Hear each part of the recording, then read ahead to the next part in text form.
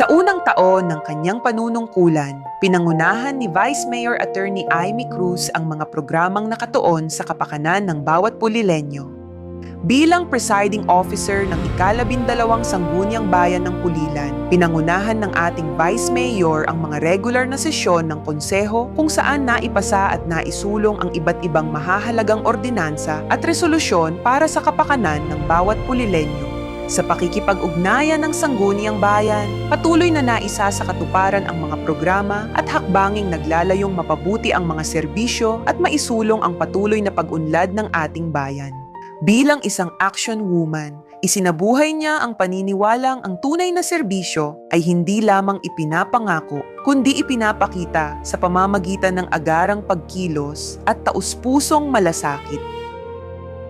Bukod sa kanyang tungkulin bilang Vice Mayor ng Pulilan, naging bukas ang kanyang tanggapan sa sinumang nangangailangan ng tulong, gabay, at agarang aksyon. Isa sa mga serbisyong patuloy na napapakinabangan ng mga Pulilenyo ang libreng pagpapagamit ng mga tent at upuan para sa iba't ibang okasyon at pangangailangan ng komunidad. Sa loob ng unang taon, umabot sa halos 105,000 mesa at upuan at mahigit 2,000 tent ang libreng ipinagamit ng kaniyang tanggapan. Bilang karagdagang pagpapakita ng pakikiramay sa mga pamilyang nagdadalamhati, nakapagpadala ring ang kanyang tanggapan ng mahigit 700 mass cards bilang pagpapahatid ng panalangin at pakikiramay sa mga naulila. Nasa mahigit 100 pamilya at organisasyon din ang nakinabang sa libreng paggamit ng events place para sa kanilang mga pagpupulong at espesyal na okasyon.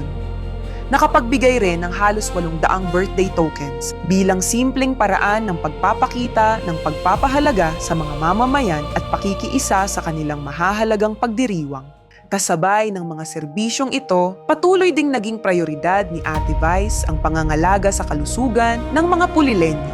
Sa loob ng 1 taon, sa pakikipagtulungan sa iba't ibang ahensya ng gobyerno, naihatid ang mahigit 7 milyon na kabuuang halaga ng mga guarantee letters at cash assistance para sa pagpapagamot, laboratory procedures, maintenance medicines, at iba pang mahahalagang pangangailangang medikal. Bilang karagdagang suporta, mahigit 100,000 Pulilenyo ang nabigyan ng libreng gamot kung saan mahigit 3 milyong piraso nito ang naipamahagi. Nagbigay ang programang ito ng malaking ginhawa sa mga pasyenteng nangangailangan ng tuloy-tuloy na gamutan. Sa mga pagkakataong mahalaga ang bawat segundo, mabilis na tumutugon ang Patient Transport Vehicle o PTV na nakapagsagawa ng mahigit 300 biyahe upang maihatid ang mga pasyente sa iba't ibang ospital at treatment facilities. Hindi lamang agarang pangangailangan ang tinutugunan ng Vice Mayor's Office. Nagsagawa rin ito ng mga programa na nagbibigay ng oportunidad para sa mas magandang kinabukasan. Naniniwala si Vice Mayor Attorney Amy Cruz na ang edukasyon ang isa sa pinakamahalagang puhunan ng kabataan. Kaya naman, halos 300 mag-aaral ang nabigyan ng school supplies bilang paghahanda sa kanilang pagpasok sa paaralan. Hindi rin niya nakaligtaan ang paghahanda sa kinabukasan ng kabataan sa pamamagitan ng Vision Setting and Career Guide Seminars. 650 graduating high school students ang nabigyan ng inspirasyon at malinaw na direksyon sa kanilang tatahaking landas pagkatapos ng high school.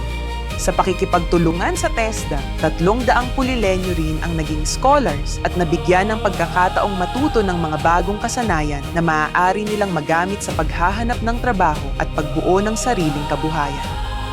Bukod sa mga regular na programa ng Vice Mayor's Office, patuloy ring isinulong ni Ate Vice ang iba pang mga programang tumutugon sa pangangailangan ng iba't ibang sektor ng komunidad.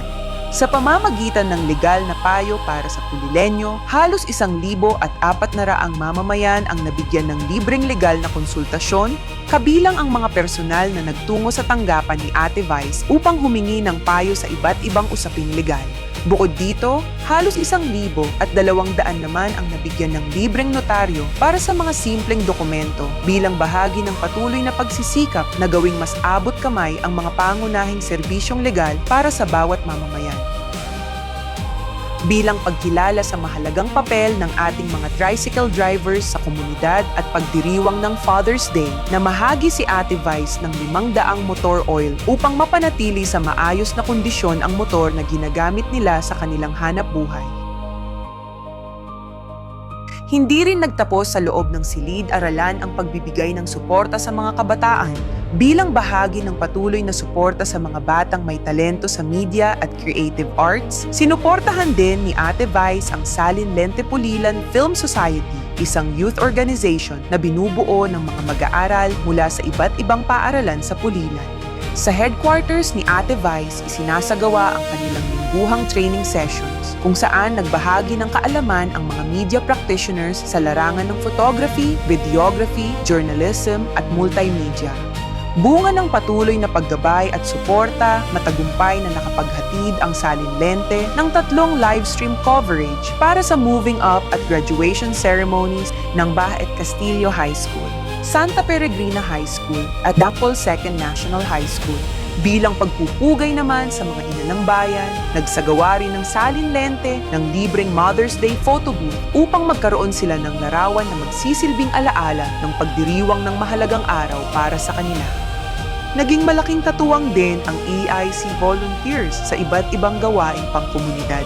Sa kanilang dedikasyon at malasakit, naisagawa ang iba't ibang outreach programs kasama si Vice Mayor Attorney Amy Cruz, gayon din ang mga cleanup drives sa iba't ibang barangay ng Pulilan bilang bahagi ng pagsusulong ng kalinisan, disiplina at pagmamalasakit sa kapaligiran.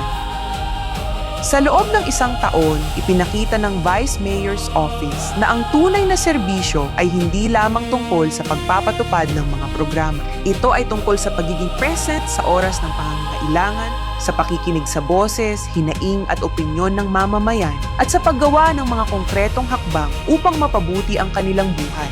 Sa bawat proyektong naisakatuparan, sa bawat serbisyong naihatid, at sa bawat Pulilenyong naabot, patuloy na isinasabuhay ni Vice Mayor Attorney Amy Cruz ang kanyang paninindigan bilang action woman, isang leader na hindi lamang nakikinig kundi tunay na kumikilos. At sa mga susunod pang taon, mananatiling iisa ang layunin ng ating Ate Vice, mas maraming aksyon, mas maraming malasakit, at mas marami pang Pulilenyong mapaglilingkuran.